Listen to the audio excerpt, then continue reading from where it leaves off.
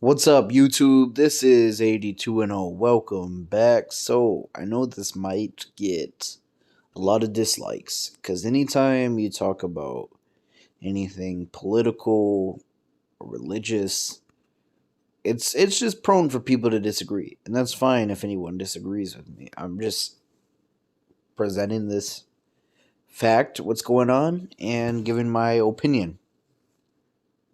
So, Kyrie Irving has been suspended for 5 games by the Brooklyn Nets. Now, there's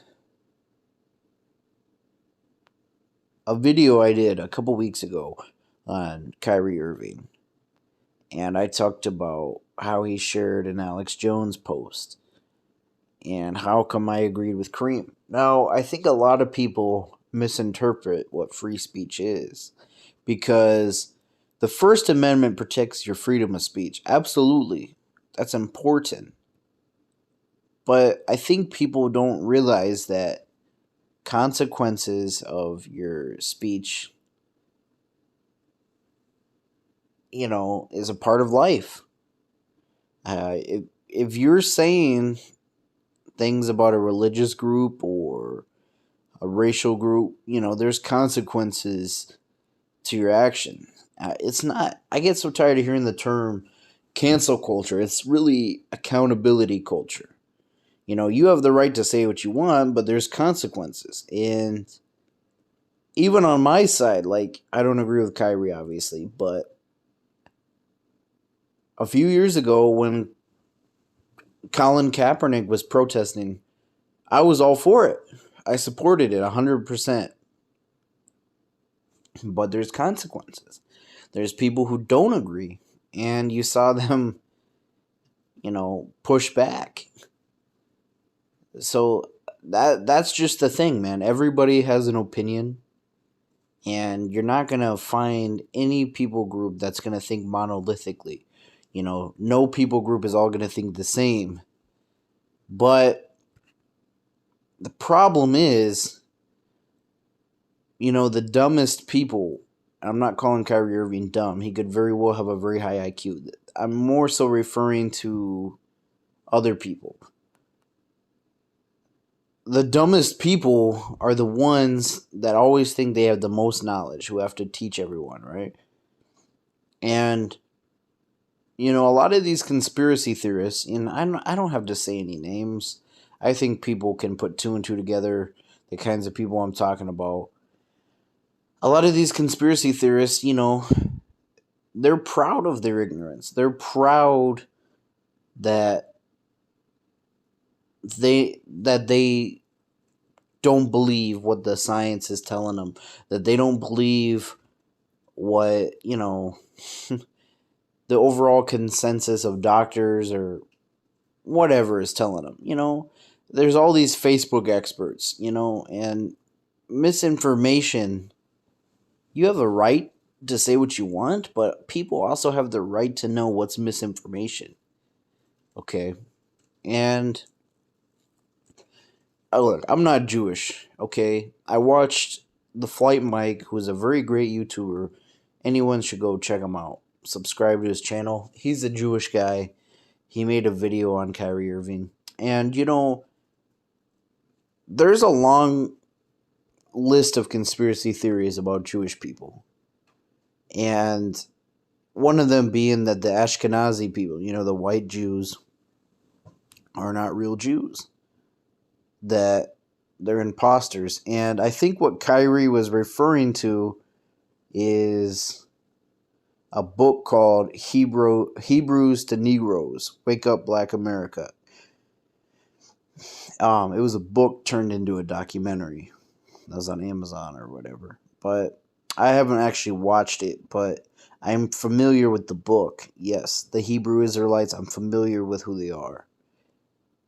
So this is a conspiracy theory because, look, I don't know very much about Judaism, but what I know is when their temple was destroyed 2,000 years ago, the Jews dispersed, right? Not all, some stayed there, but many went into Eastern Europe. Southern Europe. Many went into Ethiopia. These are the Beta Israel. You have the Sephardic Jews. You have the Ashkenazi Jews. Now, people say, you know, there's a conspiracy theory that this kingdom called Khazaria, they all just decided to become Jewish one day. And that's who the Ashkenazi people are. You know, look at in this country how mask mandates, for example, you couldn't get everybody to agree with it. What makes you think you can get an entire country to just say, hey, we're all going to become Jewish tomorrow? Is that more likely than, hey, the Jews that left Israel immigrated north, and over time, they started to look and blend in with their neighbors' skin tones, living in Eastern Europe? What's more likely? That they held on to their cultural traditions when they moved in? Yes, their skin color changed over time because that's what the environment they were living in. Or that they all decided to become Jews and enslave people who are the real Jews or whatever. I don't know the whole conspiracy theory. But I think from what I've read, the Ashkenazi DNA testing confirms that they share DNA as the Sephardic Jews and the Ethiopian Jews, right? So this Hebrew Israelite movement is saying that the African Americans that live in the U.S. today are the descendants of the true lost tribes of Israel. Well, how did they get that far west in Africa? You know what I mean? Because the Jewish tribes that went into Africa, that was like in, Morocco, Ethiopia, Eritrea, I believe. Let's just be real here. Majority of the slave trade that affected Western Africa affected Muslims, okay, and some animist groups. When they were colonized and brought over as slaves, many of them were Muslim. They weren't Jewish. So this conspiracy theory doesn't really hold up. And then, Kyrie didn't really respond very well because when he was faced with his anti-Semitic conspiracies, he says, well, I can't be anti-Semitic. I'm Semitic. Well, you can't have it both ways. He's claiming he's Muslim one day, then now he's claiming he's a Hebrew. He didn't come out and say Hebrew Israelite, but he's saying he's a descendant of them. And the Hebrew Israelites are not pro-Muslim. So, do you see what I'm getting at? Kyrie Irving just has a lot of conflicting worldviews. And that's something that you see is common with conspiracy theorists. They'll have all these views that conflict with each other, and they're just not aware of it, And, I feel like Kyrie may not even be aware to the full extent of those conspiracy theories on how dangerous they are. Because you see, like, what happened with the Holocaust, obviously. So, that's my 2 cents on that. But I also want to point out one thing here. There is a hypocrisy on the other side because, yes, this, any bigotry is wrong, okay?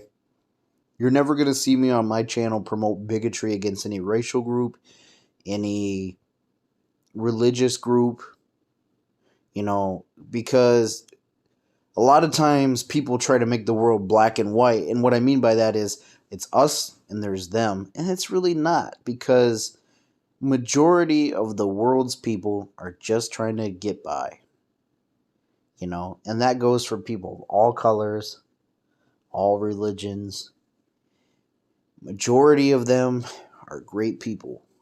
You can find that anywhere you go. And the hypocrisy, what I'm getting at is, um, no, I'm not condoning what Kyrie said at all. I think it's absolutely wrong. But when another people group, like for example, Black Americans, are made fun of, attacked, you know, why aren't they, the people who do that, hit as hardly as the anti Semites? Because any bigotry is wrong, you know? Like the movie that called The Birth of a Nation, right? Very anti black film. You know, the president at the time showed it in the White House. Why is that okay? You know, don't give me that bullshit. It was in another time. No, it's wrong. You know, it was shown in the White House. So why is that okay, but this isn't? You know, any bigotry is wrong. So I definitely see that some people groups, unfortunately, they're more protected. And everybody should be protected equally. But traditionally, the people who hold power, right? They're the ones that you can't criticize, you know? If there was a documentary made by, let's just say, black NBA players criticizing white owners or white people, you know, that would definitely get them in more trouble than if it was a movie about, you know, black people in a negative light. And, you know, I'll say this as a Muslim, why, you know, why is one religious group so heavily protected? And they should be. I'm not at all insinuating that it's okay to be anti-Semitic, but I'm saying, why is it okay socially to protect one group, but, you know, Muslims, we're attacked a lot, you know? There's a lot of celebrities, you know, I hate using the term cancel culture, that, you know, have said bigoted stuff against Muslims, and they're just fine. Nothing happens to them. So the point I'm trying to make is, as a society, we shouldn't play this game where one people group is more important than another. You know, every form of bigotry should be condemned. And I understand where a lot of the Kyrie supporters are coming from too, because, you know, let's just be real here. Majority of the people who are defending Kyrie are African Americans, because they're used to, and I'm not trying to say Kyrie is like a Malcolm X or a Martin Luther King. Don't ever take me like that. But, you know, in their community, they're used to being shut down when someone speaks out. You know, whether it be them getting killed, like Malcolm X and Martin Luther King, or, you know, they're used to their movements, like the Black Panthers, being arrested, you know. See, like when you're white, like Donald Trump, and you're speaking out, you're speaking out with rage, you know, you're considered a patriot, right? When you're white, oh, it's patriotic to speak out, right? But when you're black, it's very easy for them to say it's hate speech, you know? Or, you know, it makes them uncomfortable. Well, I think that's where a lot of black Americans are coming from. I'm not black. I can't speak for anybody. So I don't mean to offend anyone with this, but I'm just really trying to understand all angles of this. You know, throughout black history here in America, they're so used to having to walk on eggshells not to offend white people. But they're always ridiculed and mocked, and nothing happens. So I think that's why you see a lot of them defending Kyrie Irving, because It's just what they've seen before, you know. It may not even necessarily be that they understand the film or they've watched the film or they're anti-Semitic. They probably don't even know the full extent, you know. And I'll say this too: why are you holding Kyrie more accountable than Jeff Bezos, who has the movie on his Amazon Prime? You know, there just seems to be in this country two sets of rules. That's all I'm going to say. So I do think it was good of the NBA to suspend him. And I also see the hypocrisy in the situation. And I just want, you know, if you're the NBA and you're a league, you know, you have values to represent because you have a brand. And I just think any form of bigotry or racism or any intolerance shouldn't be justified, you know. So those are my thoughts. I'm sorry I went on such a tangent there. Let me know what your thoughts are down below. Thanks for watching.